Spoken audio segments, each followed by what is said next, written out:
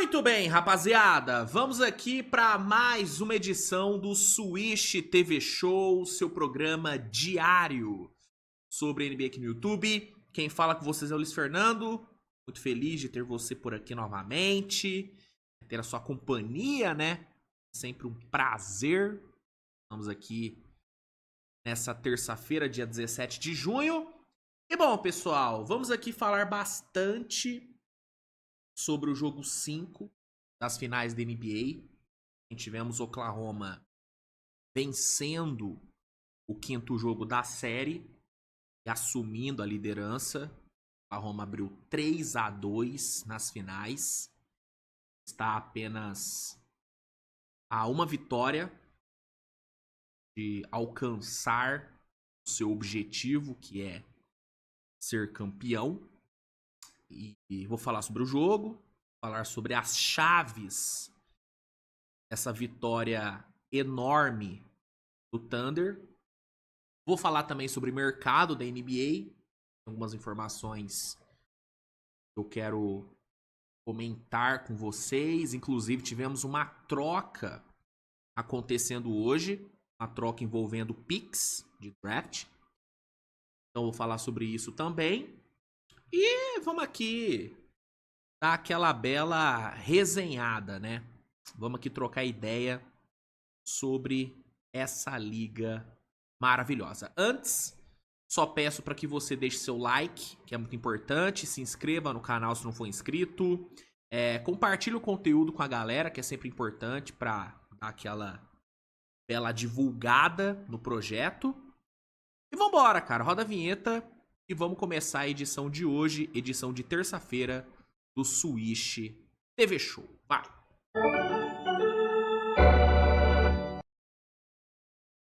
Vinhozinho, né? Cai bem, né? Cai bem o vinhozinho, né? 4 da tarde, já dá pra tomar uma tacinha, né? Só pra dar aquela relaxada. Enfim. Vamos aqui então, rapaziada, começar falando sobre o jogo 5, né? Ontem tivemos o quinto jogo das finais. Jogo lá no Paycon Center. Oklahoma vindo daquela vitória maravilhosa no jogo 4. É uma virada espetacular. Baita de um quarto período. E aí ontem tivemos aí o jogo. Oklahoma conseguiu a vitória por 120-109. Uma vitória que dá a liderança da série pro Thunder e que deixa o time a apenas uma vitória do título. Basta o Thunder vencer mais um jogo e será sagrado o campeão da temporada 24-25.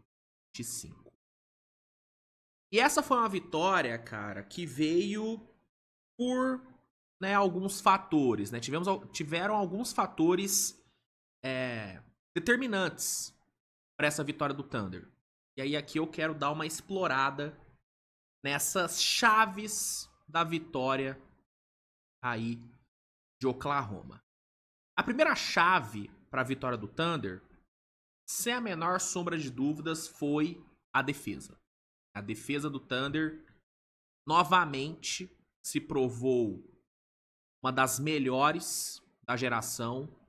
Ontem foi mais um jogo onde defensivamente o Thunder foi implacável. Foram 22 turnovers forçados na equipe do Pacers. 22. Desses 22 turnovers, o Thunder conseguiu tirar, vou pegar aqui o número exato, ó. O Thunder conseguiu tirar 32 pontos, 32 pontos após turnovers. Então, foi mais uma batalha dos turnovers que o Thunder venceu, e venceu bem, forçou muitos erros e soube capitalizar bem em cima deles. Foram 15 bolas roubadas pelo Thunder. Ao todo, 7 jogadores diferentes do Thunder tiveram pelo menos um roubo de bola no jogo de ontem. e 4 tiveram mais de um. E é importante destacar que Alex Caruso e Cason Wallace, juntos, tiveram 8 bolas roubadas. O que é quase o mesmo número de bolas roubadas que o time inteiro do Pacers teve. O Pacers todo teve 9 roubos de bola na partida. Só Caruso e Cason Wallace tiveram 8.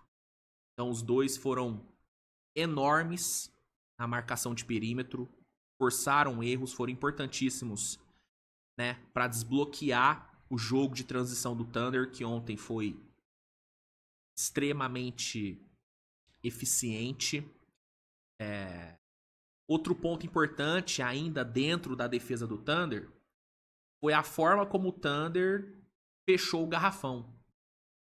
O Oklahoma ontem cedeu apenas. Oh, meu Deus. A estatística aqui tá meio bagunçada aqui no site da ESPN. Mas ao todo, cara, o Thunder deu 12 tocos, cara. 12 tocos na equipe do Pacers. Só o Chet deu 3. Só o Shai deu 4 tocos. Exatamente. Shai Gilgeous-Alexander, guard, deu 4 tocos no jogo de ontem. Então, a proteção de aro do Thunder ontem foi muito, muito bem feita. Só a nível de comparação, o time inteiro do Pacers deu 4 tocos no jogo. O Miles Turner, que é o principal shot blocker da equipe do Pacers, não teve nenhum toco na partida. Então foi um trabalho gigante que o Thunder teve ali na proteção de aro. E aí, já indo pro outro ponto, pra outra chave da vitória, rebotes, né, cara? Ontem a gente teve um Thunder muito bem nos rebotes, especialmente nos rebotes ofensivos.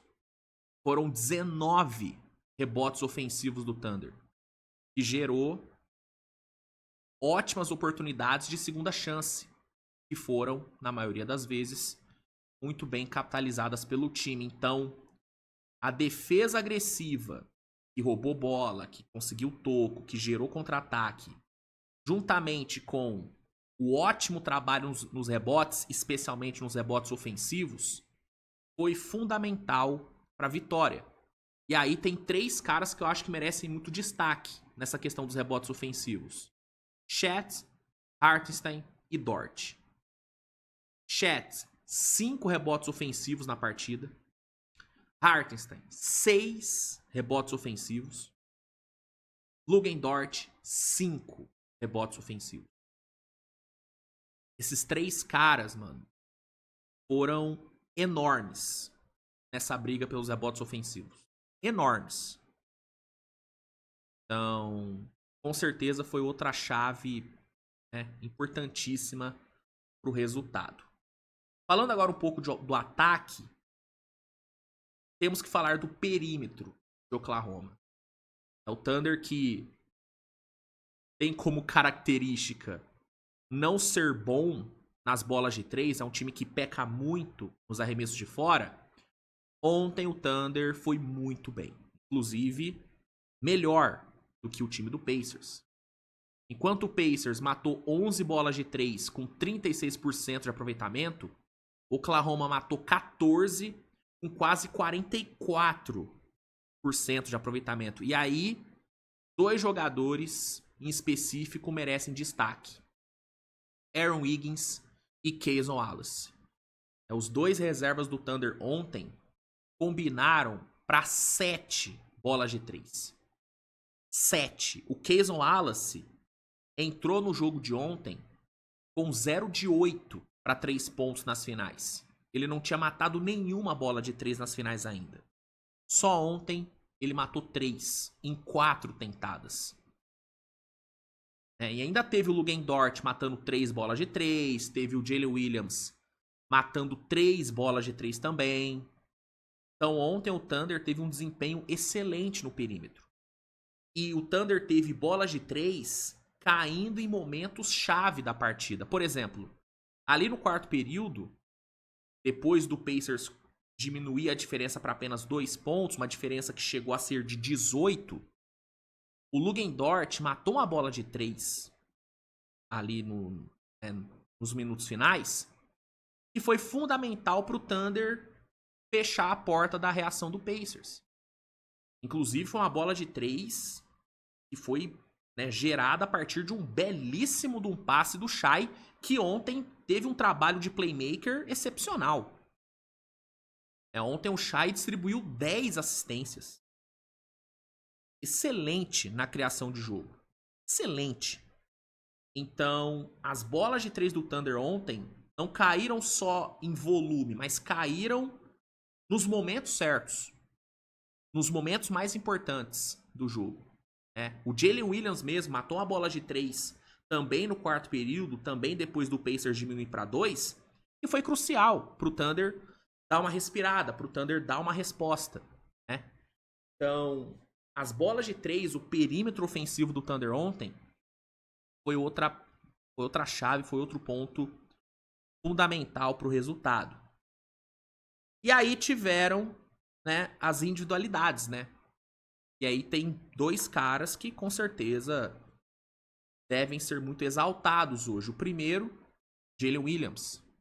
A grande atuação da carreira do Jalen Williams. 40 pontos para ele. 14 de 25 no field goal.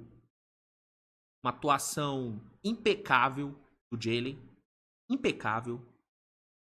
Muito volume de jogo, muita eficiência, muita confiança, aparecendo nos momentos de pressão, matando bolas importantes, conseguindo idas ao lance livre muito importantes que funcionaram para quebrar o ritmo do Pacers. Muito agressivo nos drives, eficiente nos arremessos, bem na defesa, puxando contra-ataques. Cara, o Jalen ontem foi impecável. Impecável.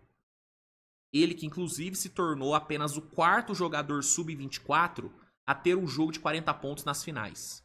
Os outros, Magic Johnson, Russell Westbrook e Jerry West. Então, assim, uma atuação colossal do Jalen Williams, que foi o grande nome da partida. E, na minha opinião, ele se colocou de vez na briga pelo Finals MVP. Hoje, o favorito ainda é o Shai. Na minha opinião, o Shai hoje seria o Finals MVP se o Thunder, por acaso, fosse campeão. Mas pelo que o Jalen tem jogado nos últimos 3 jogos, especialmente no jogo de ontem, eu acho que é justo colocar ele como o segundo na corrida. Porque, cara, é bizarro o que esse cara tá jogando. E é muito legal ver o Jalen ter essas atuações depois de um jogo 1, onde ele foi muito criticado. O começo das finais do Jalen não foi muito bom. Mas a partir do jogo 3, cara, ele virou a chave, mano. E ontem foi o auge do Jalen na NBA. Nada que o Jalen fez na NBA até hoje foi maior do que a atuação de ontem. Num jogo 5, num jogo importantíssimo, em casa, ele foi lá, botou a bolinha debaixo do braço e foi o cara do jogo. Uma atuação gigante do J-Dub.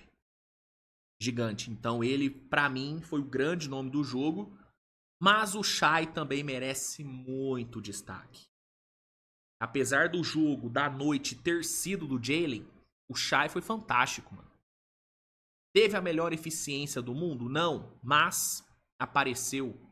Apareceu pontuando, apareceu na defesa, apareceu criando jogada para os seus companheiros. Cara, 31 pontos, 10 assistências com 4 tocos, velho. É uma atuação brutal do Shai. Brutal o que ele fez. Então essa dupla, Shai e J-Dub, fundamentais, cara. Fundamentais. E aí tiveram alguns outros fatores que eu posso citar, como por exemplo, a atuação horrível do Haliburton. Ontem foi talvez o pior jogo do Haliburton na carreira dele, talvez. Um jogo onde ele jogou 34 minutos e não acertou nenhum arremesso. 0 de 6 no field goal. 3 turnovers cometidos. O quarto período do Haliburton foi uma coisa pavorosa. Foi horrível o Haliburton ontem. E aí, duas coisas precisam ser apontadas. A primeira, a marcação do Thunder. Fez um trabalho excepcional em cima dele. O Haliburton ontem não conseguiu jogar. Não conseguiu jogar. As trocas de marcação, as ajudas que o Thunder mandou, a marcação mano a mano, tudo funcionou perfeitamente. Né? Então, o trabalho defensivo do Thunder foi muito bem feito em cima do Hali. E teve a questão da lesão. O Haliburton não tá 100%. Ele tá com a lesão na panturrilha. E ontem isso ficou claro, né? Ficou claro como que essa lesão tá atrapalhando ele. Ontem ele não foi o Haliburton que a gente conhece, cara. Claramente desconfortável no jogo, claramente não estando nas suas melhores condições. E aí eu já ligo com outro ponto, que foi o erro de leitura do Rick Carlisle. O Rick Carlisle, ele merece muitos elogios nessa temporada. Se o Pacers chegou onde chegou, foi por conta do Carlisle. Sabe, ele pra mim, é um dos grandes técnicos da história da NBA. Pra mim, essa run do Pacers nesse playoff coloca ele ainda mais acima nesse ranking de maiores técnicos da história. E olhando pra atualidade, ele está no panteão dos melhores. Sabe, ele é um puta técnico ainda. Talvez esse trabalho dele no Pacers, talvez seja até... É que o trabalho dele no Dallas foi espetacular e culminou naquele título absurdo em 2011. Mas, indiscutivelmente, esse é o segundo melhor trabalho da vida dele, no mínimo. No mínimo, né? Mas talvez olhando pra concorrência no leste e olhando pra onde ele conseguiu levar esse Pacers, cara, talvez, não sei, talvez seja brigue pra ser o melhor trabalho da carreira dele. Né? Colocar esse time do Pacers numa final de conferência e numa final da NBA e anos consecutivos, cara, é algo muito grande. E ele ainda tá vivo na disputa. Ainda existe um mundo onde o Pacers é campeão. Então, o trabalho dele no Pacers é foda. Mas isso não quer dizer que o Carlisle é perfeito. Isso não quer dizer que o Carlisle é imune a críticas. Ele não é. E ontem ele mereceu ser muito criticado. E a grande crítica que está sendo feita em relação ao trabalho dele ontem é na questão da escolha dele de ter fechado o jogo com o Haliburton e não com o TJ McConnell. O Haliburton ontem claramente não estava em boas condições. E a marcação do Thunder em cima do Haliburton foi muito eficiente. Então, já era discutível manter o Haliburton no quarto período pelo que ele vinha apresentando. E aí, quando você coloca nessa questão a atuação gigante que o TJ McConnell vinha tendo, fica ainda mais difícil justificar a escolha do Carlisle. Cara, o TJ McConnell, ele vinha de um terceiro quarto de 13 pontos. Destruindo, cara. Se o Pacers conseguiu se manter vivo no jogo depois de ficar 18 pontos atrás, foi por conta do McConnell. Por conta daquele terceiro quarto mágico que ele fez. E aí chegar no quarto período com o Haliburton mal do jeito que tava e com o McConnell jogando do jeito que tava jogando e ele ter preferido manter o Haliburton e ter deixado o McConnell esquentando o banco, pra mim foi uma decisão extremamente errada do Carlisle. Uma decisão que, na minha opinião, influenciou no resultado. Claro, o Thunder poderia ainda ter vencido se o McConnell tivesse jogado ao invés do Haliburton no quarto período? Poderia. Mas eu acho que, dado o contexto do jogo, fechar a partida com o McConnell teria dado mais chances do Pacers vencer do que fechar com o Haliburton. Então, para além do jogo ruim do Haliburton, teve também o seu técnico que manteve ele em quadra, mesmo ele jogando mal. E mesmo com o seu reserva, jogando muito bem. Então, dentre as chaves aí da vitória do Thunder, tem que estar, sim, a decisão do Carlisle. Para mim, foi um fator determinante pro resultado, né? Então, para mim, cara, essas foram as chaves dessa vitória do Thunder. Uma vitória importante, uma vitória gigante, que deixa o Thunder nessa situação, entre aspas, confortável, de precisar vencer só mais um jogo. Tendo a possibilidade de, num eventual jogo 7, jogar em casa. Com o Haliburton, com o principal jogador adversário, não estando nas melhores condições. Então, essa vitória, cara, ela foi gigante, mano. Ela foi gigante e alguns tabus foram quebrados, né? Como, por exemplo, o tabu do Pacers não perder depois de uma derrota. Os playoffs, pelo menos. Ou o tabu do Pacers nunca ter ficado atrás numa série de playoff. Nessa run, né? Considerando essa run.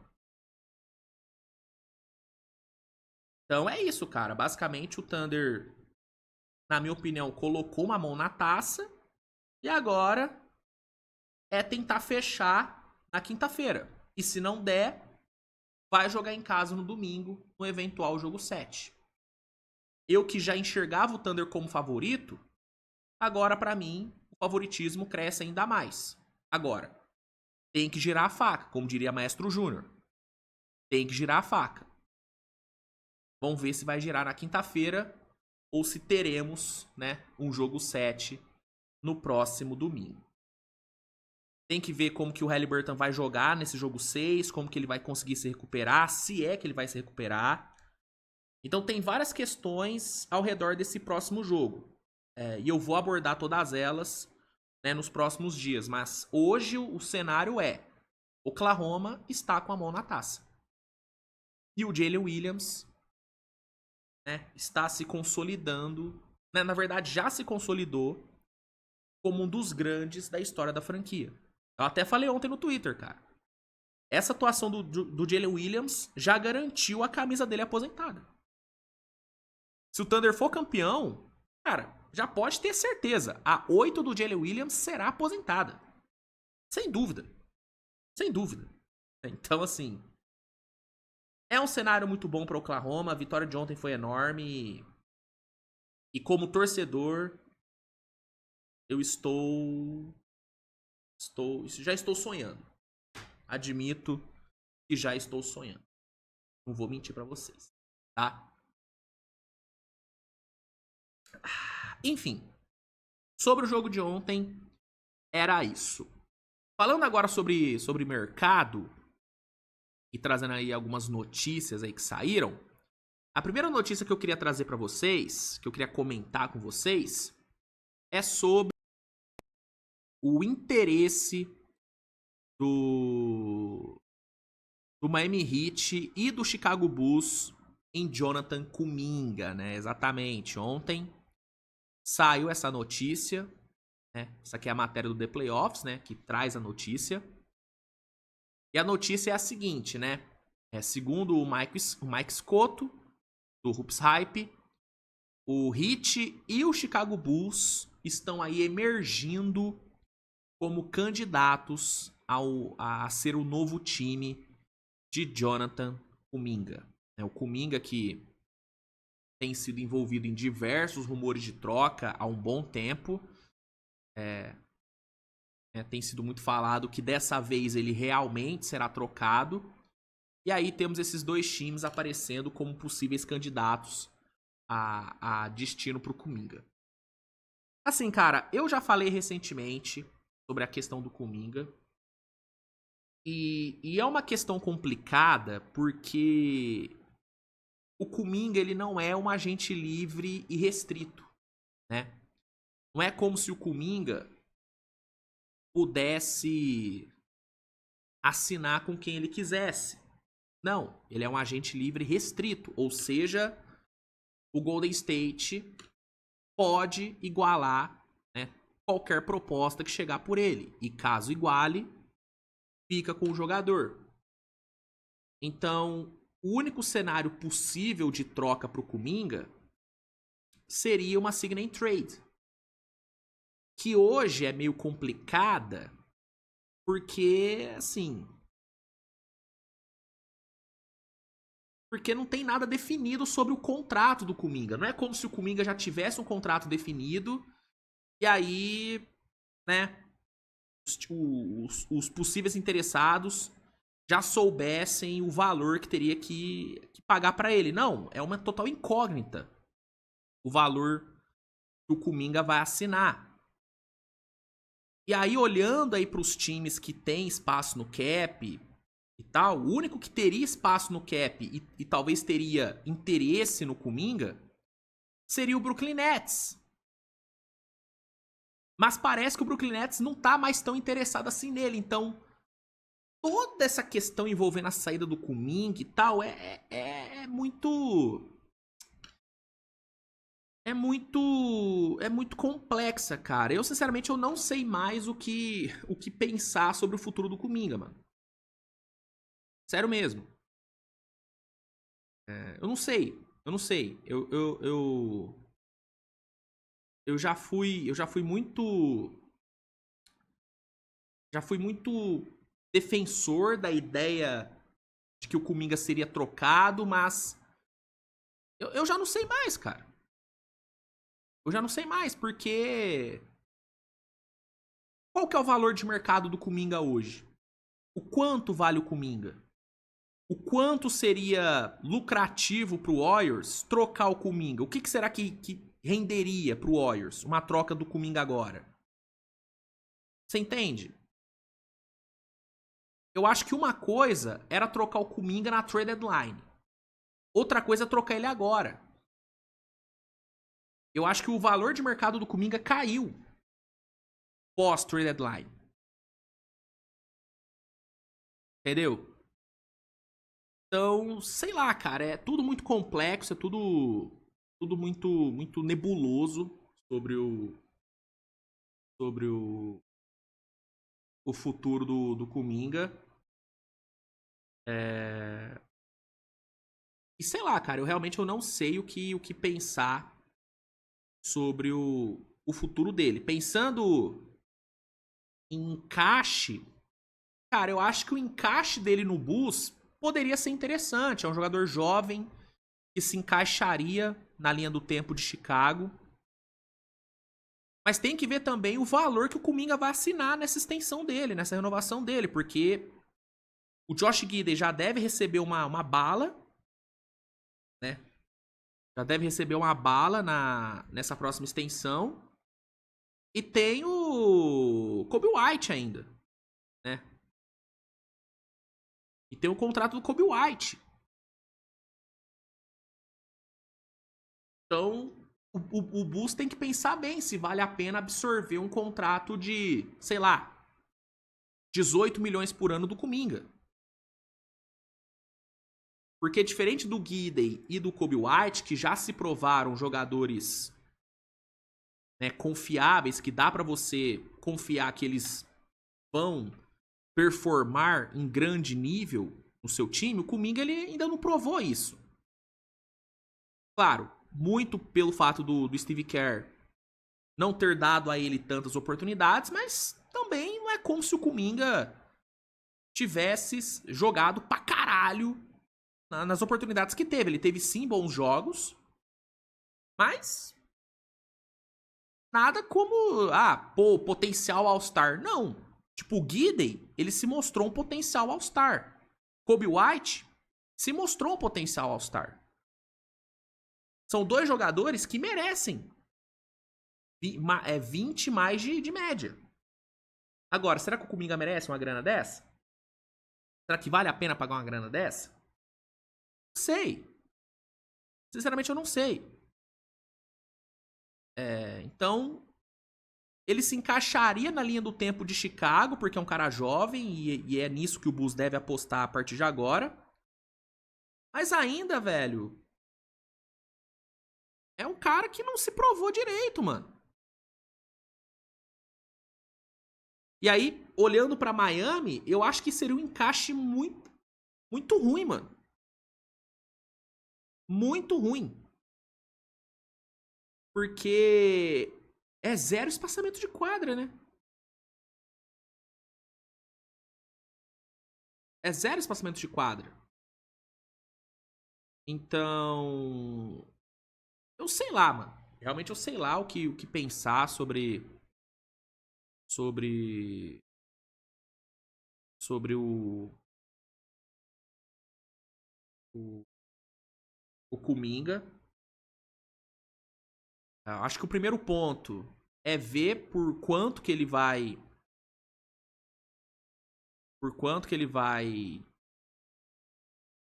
assinar.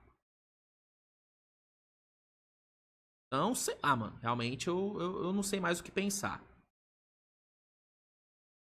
Tanto que assim, não tem nem como a gente projetar direito qual que vai ser o salário dele, qual que vai ser a renovação que ele vai assinar, mano. Tipo, há um tempo atrás, 18 milhões parecia o mais, né? O mais provável. Mas e hoje? Hoje ele não vale 18 milhões por ano, Kuminga. Talvez ele valha 15, 16. 18 ele não vale mais. Então, sei lá, mano. Eu realmente, eu não sei mais o que pensar sobre o Kuminga, não. O fato é que, segundo aí o Escoto, Hit e Bulls têm interesse. Vamos esperar, vamos ver se isso se desenvolve de alguma forma aí quando começar a off-season, né? Vamos ver. Eu tenho muita dificuldade de tentar prever o que vai ser do Kumingão aí para essa próxima temporada. Tendo hoje a pensar que o mais provável é ele ficar no Golden State e tentar se valorizar. Mas enfim, não sei. Realmente eu não sei.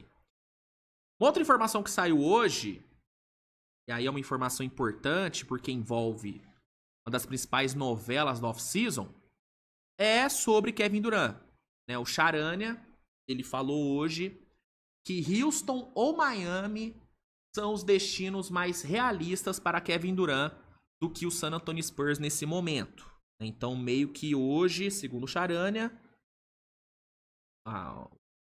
o mais provável seria o Durant ou ir para Houston ou ir para Miami. E aí é, de novo, o San Antonio sendo retirado da discussão. É impressionante, cara. No espaço de uma semana, o Spurs saiu do time mais provável a ficar com o Durant, com o Bill Simmons falando que a troca já estava feita. Saiu disso para um time que hoje não seria um cenário, um destino realista. Sabe, é muito louco o que está acontecendo com o San Antonio nessa novela Kevin Durant. E é outra novela que eu também não faço mais ideia do que pensar. Né? Não sei mais. A real é que a gente vai ter que esperar a semana do draft, mano. Eu acho que na semana do draft a gente vai ter algo mais concreto sobre o futuro do KD. Mas hoje, olhando para as notícias, eu diria que tá mesmo entre Houston, Miami e Spurs. Eu não descartaria San Antonio ainda, mano. Não descartaria. Talvez o que possa fazer San Antonio sair da disputa é a resistência de trocar a segunda escolha. E aí talvez por isso o Phoenix Suns não queira negociar com San Antonio e priorize negociar com Houston, por exemplo. Mas eu ainda não descarto San Antonio, cara. Realmente eu não descarto. Até porque San Antonio está, segundo o Charania, na lista dos favoritos do Kevin Durant. Dos times favoritos do Durant. Pra ele jogar, então. Também não sei o que pensar direito sobre essa questão. Mas eu acho que dá pra gente cravar duas coisas. Que, a troca deve rolar na semana do draft. E que, tá entre Houston, Miami e San Antonio. Acho que são 2 pontos que a gente pode cravar em relação a KD. Saiu também ontem a informação de que o Durant não teria interesse em jogar em Minnesota. E vocês sabem, né, que eu nunca vi Minnesota como um destino realmente provável pro Durant. Sempre achei uma negociação muito difícil de ser feita. Então, acho que não é uma informação que me surpreende. E também não me surpreenderia se saísse a informação de que o Phoenix não teria interesse em trocar com o Minnesota, porque não é como se Minnesota tivesse ativos maravilhosos para enviar para o Durant. Não tem.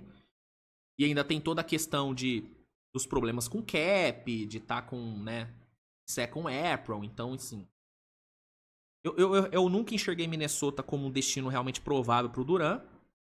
E eu sempre achei que ficaria entre Houston e San Antonio. Tem Miami na brincadeira, mas eu também não acredito muito em Miami.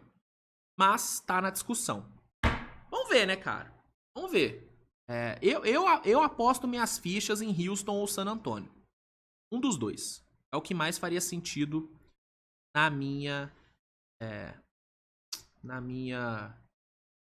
opinião. E aí, pra encerrar essa nossa edição de hoje, comentar sobre uma troca que rolou hoje, né? Uma troca envolvendo escolha de draft. Deixa eu pegar aqui, ó. Informação do Charania, a troca confirmada, né, pelo Charania. Troca envolvendo Pacers e New Orleans, né? A troca é a seguinte: o New Orleans envia a primeira rodada, que era do próprio Pacers de 2026, ou seja, o Pacers recupera a sua escolha de 26, e em troca envia a pick 23 desse próximo draft, né? E aí, nesse cenário, Indiana recupera a sua escolha de 26 e o Pelicans acumula mais uma escolha de primeira rodada. O Pelicans, que já tinha a pick 7, agora tem também a pick 23. É importante lembrar, né, o Pisou na Linha até destaca aqui, que o Pelicans é um dos times que vem sendo aí especulados que deve tentar subir no draft. E aí, tendo 2 escolhas de primeira rodada, pode ser que essa subida aí no draft realmente aconteça. Eu acho que é uma troca boa para New Orleans.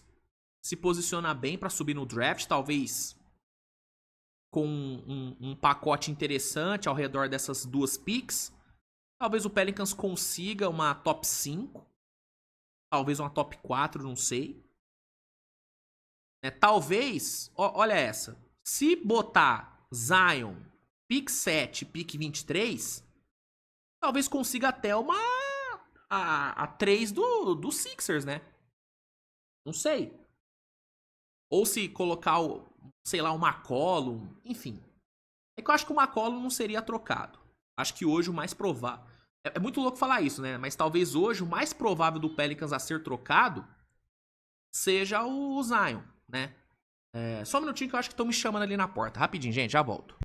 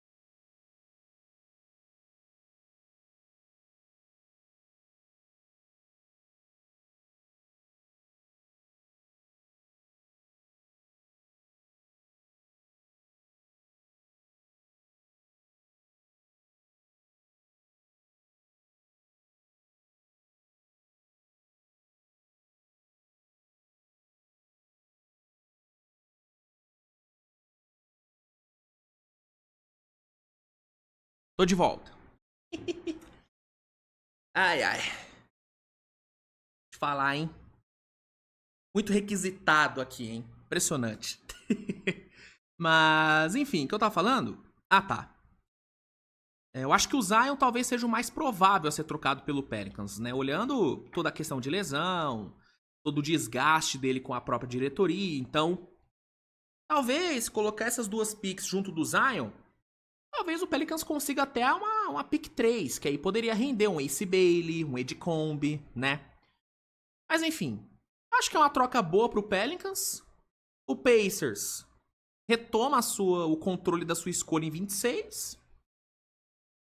Eu acho que é uma troca interessante aí e tal, mas uma troca que não tem tanto impacto assim, né? Um impacto imediato, pelo menos, né? Uma troca que pode desencadear uma outra troca por parte do Pelicans, mas no momento é uma troca que não tem muito impacto prático, né? Mas vamos acompanhar, vamos ver o que o Pelicans apronta, tendo agora duas escolhas na primeira rodada, e vamos ver o que o Pacers planeja, tendo agora o controle da sua pique em 26. Talvez seja uma jogada pra liberar um pouquinho de espaço no cap pra renovar com o Miles Turner, né? Porque sem ter um jogador chegando no draft desse ano, o Pacers, né, evita, né, um salário a mais no elenco, que pode fazer com que tenha um pouquinho mais de espaço pra renovar com o Miles Turner, né? Pra dar um valor um pouco mais alto pro Miles Turner.